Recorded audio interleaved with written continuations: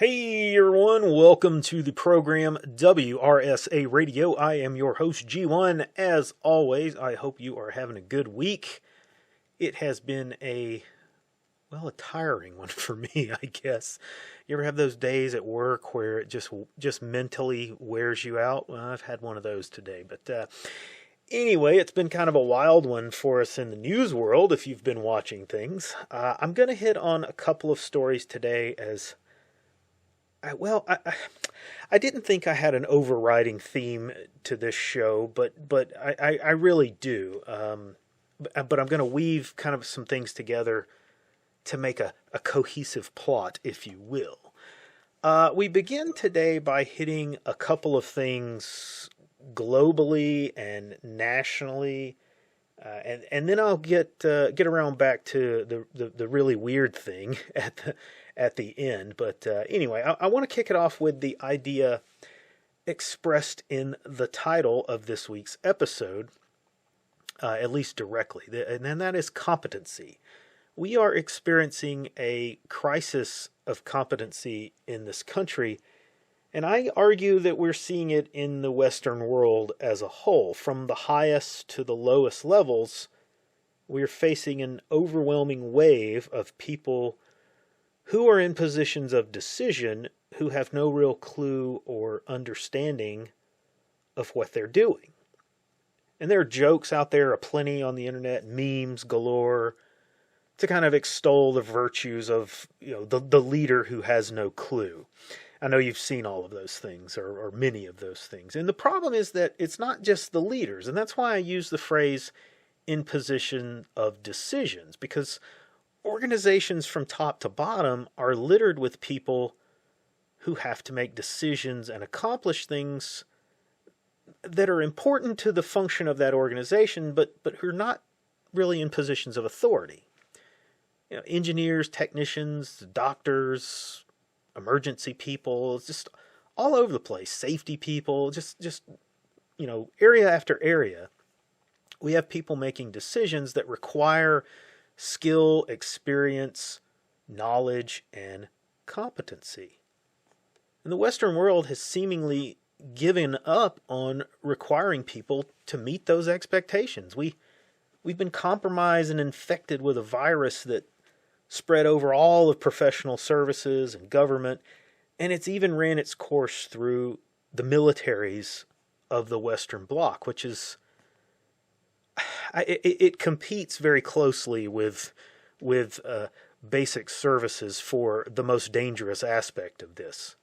I'll say that. People are being put in positions that they have no business in because they check off boxes on a HR form, and not because they meet the requirements of those positions, the task and those responsibilities.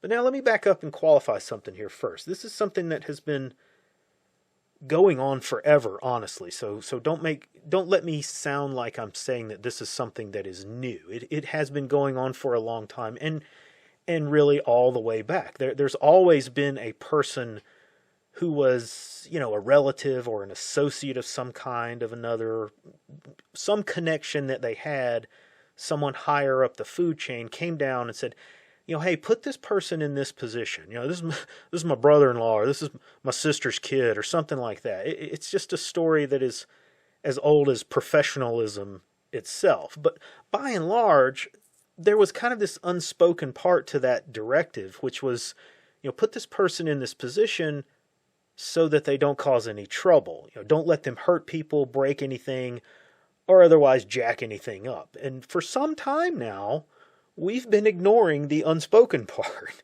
When someone with little qualification is put into a position that has little impact on the way things work, it's annoying, but it's not really that big of a deal in the grand scheme of things. It may be a big deal for the person that has to directly interact with them.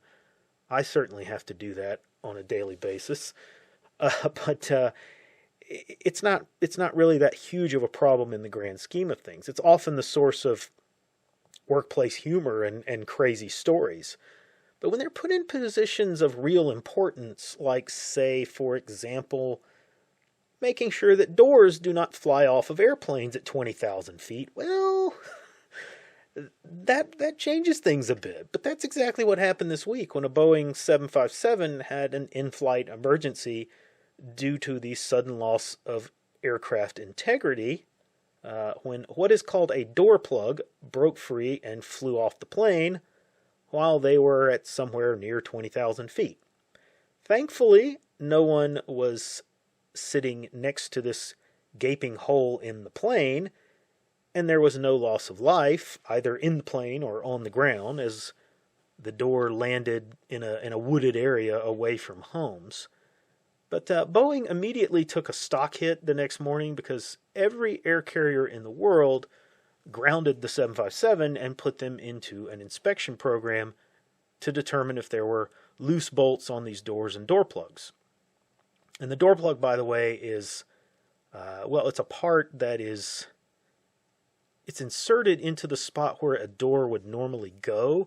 The carriers, the different airlines and whatnot, they order these aircraft and they don't always order the same configuration on the internal way that the plane is set up. So sometimes they go, well, we don't need a door there, so put this door plug in there. And it's just something that looks like a window, but it's not an opening functioning door, but it's still a hole in the airplane. It's just not the actual door there in that spot. So terrible situation for Boeing, but honestly, it's not a surprise. Boeing has, for years now, turned out problem after problem with their projects, including the vaunted F-35, which has been a textbook example of how the military-industrial complex fleeces American taxpayers. It's going to be the textbook example of how not to run a procurement program. Over and over and over again, we see what were core industrial-based companies collapsing under this competency crisis, just failure after failure being exposed. We're seeing it on the battlefields of Ukraine, for example. There's a very good article on Substack that I read this week that went through and detailed, advantages that the Russians have, that the Russians are displaying in several areas related to air defense and drones and missiles and electronic warfare, and how Western responses or Western versions of these are not necessarily measuring up. Some ways they do, but most ways they're not. A very good article. I'll see if I can throw a link to it in the description. But we're seeing the inability of Western systems to live up to the brochure in an operational environment. And it's my position, as well as many others, that while the normal grift and corruption play a large role of this, the incompetence plays a major role, and that role is being swept under the rug and hidden. It's just, the impact that this is having is being disguised.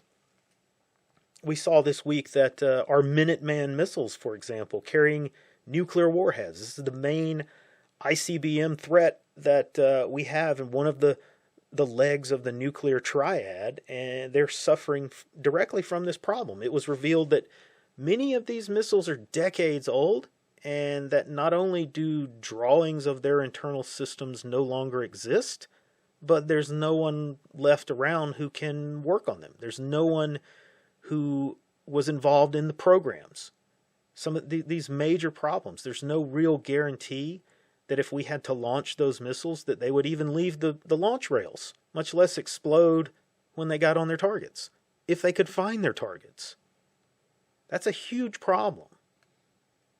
Now let's go back to the first Gulf War in 1991. The world was shocked at how easily and completely the U.S. and its allies cut through the Iraqi army and its Soviet and Chinese weapons systems. And while the West took away from that the lesson that they were vastly superior, and thus there was no longer a real threat from the Soviets, Russia, once it had collected itself and shook off the remains of communism, learned from that lesson something entirely different. They began a long chain of modernizations and rebuilding, and it took much of the last 30 years to do that, and they still have some problems to overcome. They still have some deficiencies.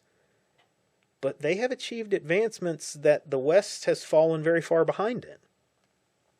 And we took that victory and that idea of a vanishing threat, and we decided that we could forget everything there is to know about a long-term functioning society because we wanted to make everyone feel good about themselves.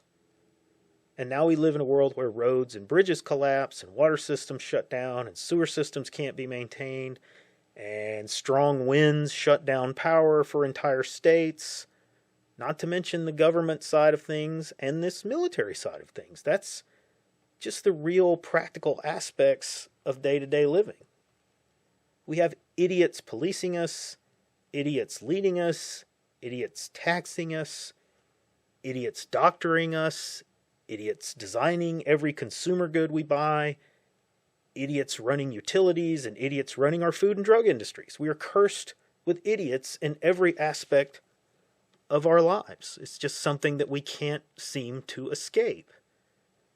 We're supposed to have the most modern and sophisticated military in the world, but we can no longer build or maintain the systems that make it so. They're outdated, they don't necessarily work, and if we manage to fight on a battlefield with them, we can't replace the losses.